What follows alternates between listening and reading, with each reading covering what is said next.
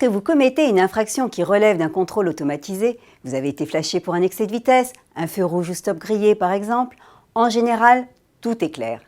Vous recevez la contravention et si elle est justifiée et que vous payez sans contester, vous savez d'emblée combien de points vous seront retirés puisque c'est inscrit sur l'avis.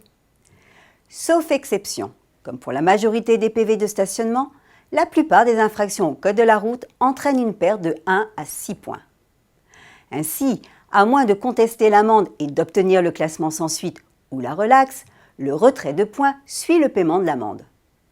En revanche, lorsque vous êtes condamné par ordonnance pénale, jugement sans comparution, ou au tribunal, que ce soit pour un délit ou pour une infraction contestée, vous êtes nombreux à être un peu perdus.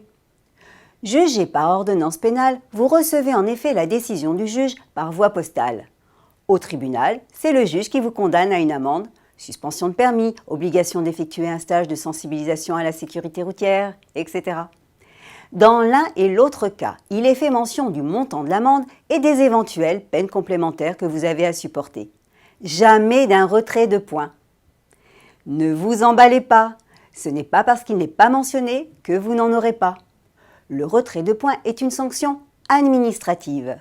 À ce titre, il n'est pas dans les attributions du juge de vous informer du nombre de points que l'infraction est susceptible d'entraîner.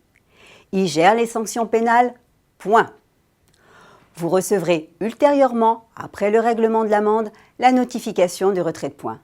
Si c'est un délit ou un grand excès de vitesse, ce sera 6 points. Pas vraiment une bonne nouvelle, certes, mais au moins vous êtes fixé. À la semaine prochaine!